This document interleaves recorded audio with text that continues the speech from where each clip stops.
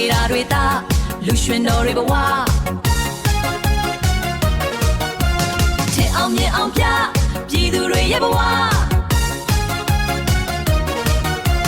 စီစားရောက်နေလာပါပြီ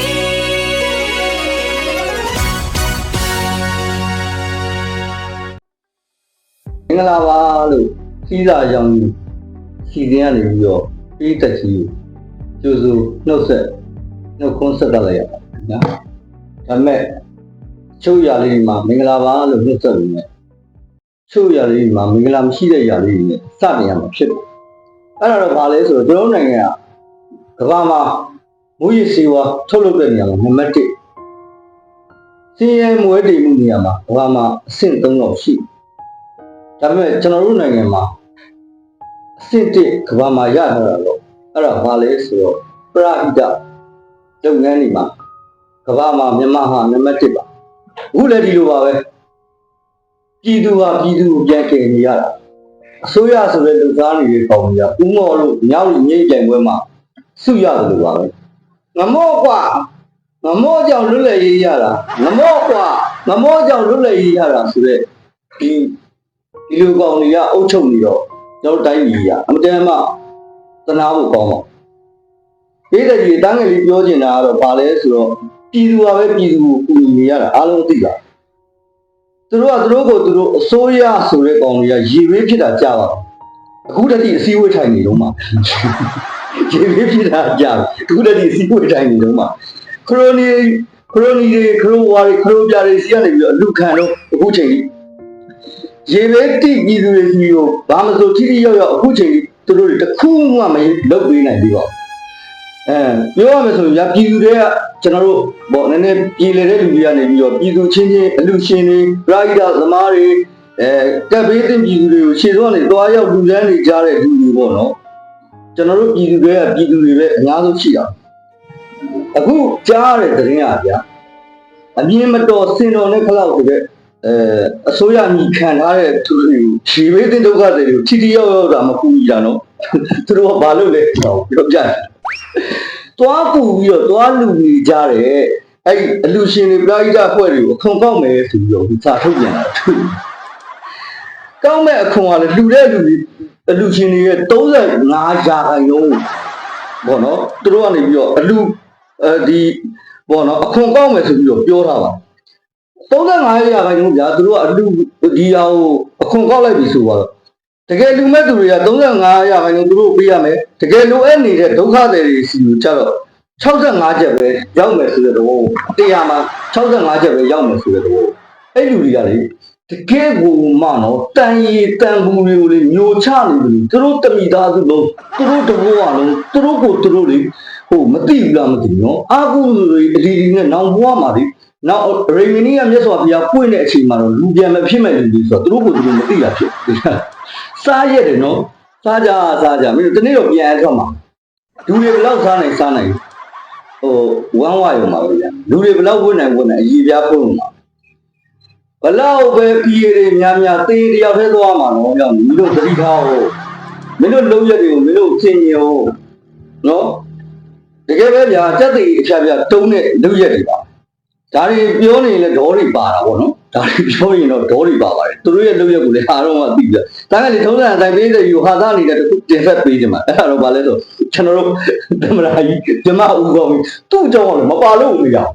သူ့အကြောင်းပါပဲလို့ဟိုလေကျွန်တော်တို့ကပြောလို့မပြောလို့မဖြစ်ဘူးဒီဓမ္မဥကောင်းကြီးကအခုဘာလို့လဲဆိုတော့ကျွန်တော်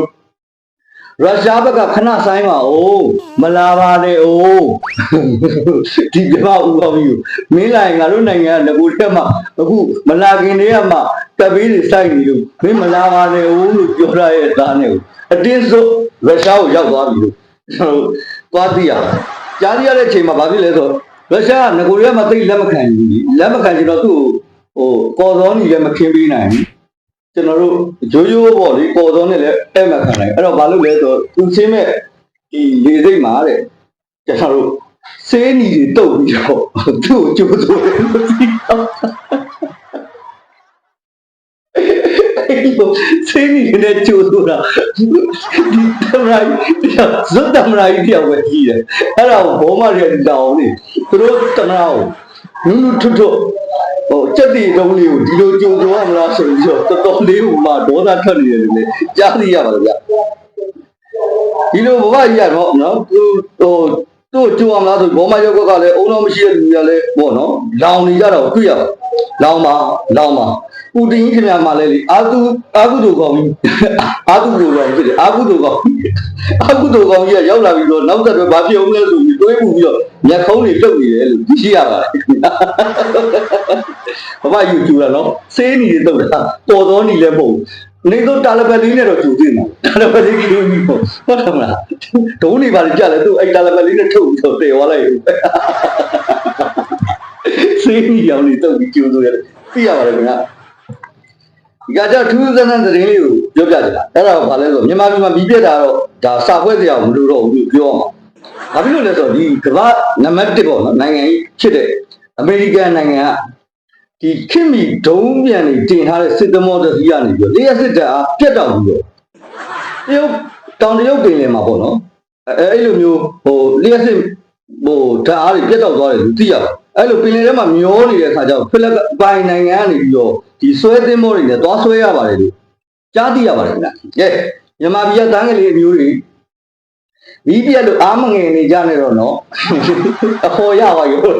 လို့လဲကမ္ဘာနံပါတ်1ဒီသင်းမောကြီးကလည်းမိတွေပါပြက်တတ်တယ်ဆိုတော့ဒါမြန်မာပြည်မိပြက်တာမဆန်းတော့ဘူးပေါ့နော်။ကမ္ဘာကြီးနောက်တစ်ခါကျရင်ဒါလပတ်လေးနဲ့တော့ထူပြီးပါလို့ဒီလိုပြောပြရစီတာရှိရမရှိ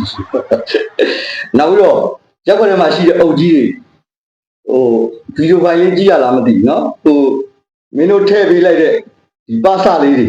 ခလေးတွေဓာဆွဲပြီးတော့ထင်းခုတ်နေနေမင်းတို့ကျင်းနေတာမင်းတို့ကြားမိပါပါမင်းတို့ကြည့်ကြနေကြနော်အဲ့ခလေးကနှစ်နှစ်ပြည့်လို့မသေးလို့ပြန်ရောက်လာရင်မင်းတို့ရှော့ပါပြီးလျှော့မှာနော်မဓာတွေတွေးထားတာတွေ့ရနော်တွေ့တယ်နော်မင်းတို့ပြည်သူတွေကိုဒုက္ခပေးခဲ့သမျှမင်းတို့လက်ကိုလည်းပြန်ရောက်လာမှာနော်အဲ့ဒါတခုတော့ပြောချင်ပါဟိုကလေးတွေက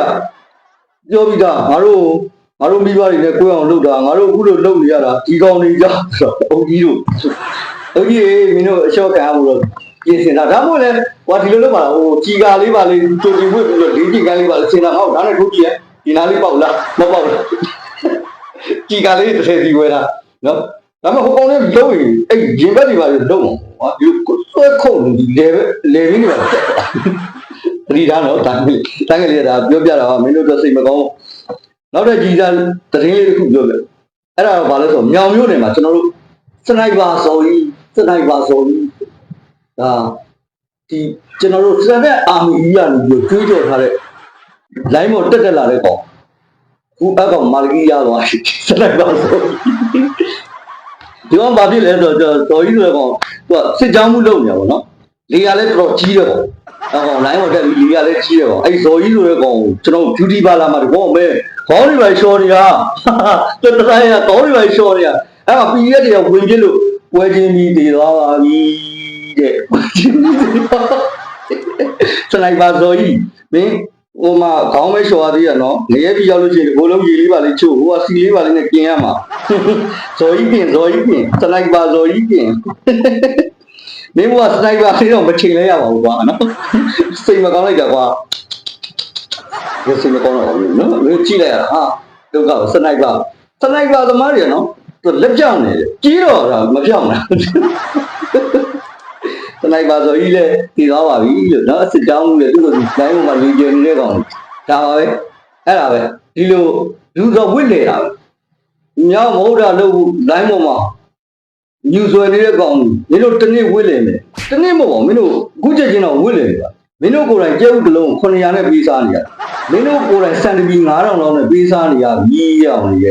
ဆိုတော့ကိုလုံးမကိုစားရမယ်ဆိုတော့ကောင်ဟမ်အခု YBS 600တယောက်မင်းတို့ပြောတော့ကိုလုံးမကိုစားရမယ်ဆိုတော့ကောင်အတန်ထွက်လာပြီလားတလောက်30ကျော်ကြတဲ့ဝန်ထမ်းတယောက်ကမနဲ့မဟုတ်တော့မစားနိုင်ကြအောင်နော်ရင်တော့4-5သိန်းဆိုရအေးဒီလက်ပေးဆိုင်ထိုင်ဟာလက်ပေးတစ်ခွက်200 300 500 ဟိုကောင်ရှိသေးတယ်ဗာလဲကစုံရက်တစ်စီးကစုံရက်တစ်စီးကို200 300ပေးစားနေရပြီဆိုတော့ဖိုးမြုပ်ကြဖိုးအမို့ကဖိုးတောက်ကြဒေါ်လာ1000ဒေါ်လာသေး1000ကျော်တက်နေအခုမင်းအဖေလက်ထက်မှာ4000ကျော်ဖြစ်နော်မင်းလည်းလေတကယ်ကိုဆွေမျိုးတွေရဲ့မျက်နှာမှာမထောက်နော်တော်တော်ကြီးရတယ်မင်းအခုတန်ထွက်ရေးသေးလားအားနေဗမာတန်တချင်းဆိုရကောင်လေရွှေလန်းနိုင်ရပါအဲ့တပုတ်လောက်ရတယ်နော်အဲ့ဒါကိုဗမာတန်သမားမဲကွာမြန်မာမှုဘလို့ပြုစုတာတွေပါလေလာဖင်ကောင်းကျင်နေတဲ့ကောင်ဘုမင်းထွက်ပြောလေမင်းပြောရလားမင်းပြောရလားလူတိုင်းမှာမိသားစုတွေရှိတယ်ဘဝတွေရှိတယ်ငါတို့ကအမှုပညာသမားတွေပြည်သူကျွေးတဲ့ထမင်းကိုစားတာပြည်သူကျွေးတဲ့ထမင်းကိုစားတဲ့အတွက်ပြည်သူဘက်ကရက်ကိုရက်ကြည့်ကြဒီလိုပြည်သူတွေဒုက္ခရောက်နေတဲ့အချိန်မင်းတို့လိုမို့လို့မျိုးကြနော်ဒါဆိုရင်ဒီကို300ဖြစ်ဟဲ့လားပြောရင်လည်းအာဟုတုတွေများပါကဲဒီကတော့လူလူကိုသတင်းကောင်းလေးပေါ့နော်တင်လာတဲ့စာသားလေးတွေကျွန်တော်ဖတ်ပြကြအဲ့ဒါတော့ဗာလဲဆိုပြည်သူတွေအထူးသဖြင့်လူငယ်တွေစဉ်းစားဆုံးဖြတ်နိုင်မှုအတွက်ပြောချင်တာကျွန်တော်တို့ခေတ္တဝင်ကိုပေါ့နော်ဓမ္မနဲ့အာရမနှစ်ခုရှိပါတယ်ကျွန်တော်အခုရွယ်ရောက်ပြီးသားလူတိုင်းပေါ်တာဆွဲခံရတဲ့အာရမဘက်ကိုလိုက်သွားတယ်လူရှိတယ်လို့ကျွန်တော်တို့တွေ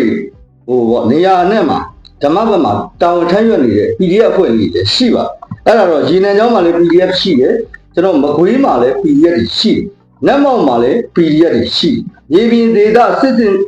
နေရာတော်တော်များများမှာ PDF တွေရှိပါဒီပသဖို့စစ်မှုထမ်းတပ်သားဖြစ်မင်းတို့နေမလားဓမ္မမို့ရင်ဓမ္မဘက်ကနေပြီးတော့ငါတို့ဒီမကောင်းတဲ့လူတွေတွန်းလှန်နေတဲ့ PDF တွေစီကိုလာမလားညီကိုတို့ကိုဖိတ်ခေါ်ပါတယ်ဒါလေးကိုလည်းပြောချင်ပါဘာဖြစ်လို့လဲဆိုတော့ကိုတို့လည်းအမြင်မတော်တော့မင်းတို့လည်းမိနဲ့ဖားနဲ့မွေးထားတာမင်းတို့တွေအဲ့ဒီထဲမှာပဲနေကြမင်းတို့ပြီးတော့ကျတော့ပေါ်တာဆွဲခံဟုတ်လားပါစားဖြစ်နေတေးတာတော့မှပဲအစဲခံရတယ်ဘောကွာအားတို့ PDF လေးတွေတည်လို့ရှိရင်အားလုံးကဂုံယူဝမ်းမြောက်စွာနဲ့အာဇာနည်ဖြစ်တယ်မင်းတို့တည်မင်းတို့ဘဝမင်းတို့တွေးကြည့်လိုက်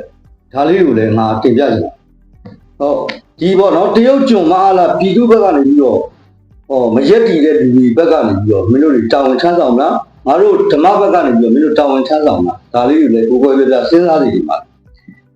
ခေတ္တဝင်ကိုဓမ္မဘက်ကထမ်းရွက်ပါလို့ငါညီလေးတွေကိုဟိုကြီးကနေပြီးတော့အကြံဉာဏ်ပေးကြပါတယ်ပေါ့နော်ပေးတဲ့ကြီးနောက်ဆုံးအနေနဲ့ကျွန်တော်ထိုင်းလွတ်တော်မတ်တူရဲ့ဒီနေ့ထုတ်ပြန်တဲ့သတင်းတစ်ခုပြောပြပါအဲ့တော့မြန်မာနိုင်ငံရဲ့ငြိမ်းချမ်းရေးနဲ့ဒီမိုကရေစီတွေထိုင်းနိုင်ငံရဲ့ဒီမိုကရေစီအင်အားစုလွတ်တော်အမတ်များအနေနဲ့ CRPH လွတ်တော်ကိုယ်စားလှယ်ပြုကော်မတီနဲ့ပူးပေါင်းပြီးညီညွတ်စွာရည်တည်သွားမယ်လို့သတင်းကောင်းထုတ်ပြန်ထားပါတယ်ပေးတဲ့ကြီးအဲ့တော့မကြမီရောင်းလာမီစီးစာရောင်းမီမကြမီပြန်လာမယ်အားလုံးကိုနှုတ်ဆက်လိုက်ပါတယ်ခင်ဗျာ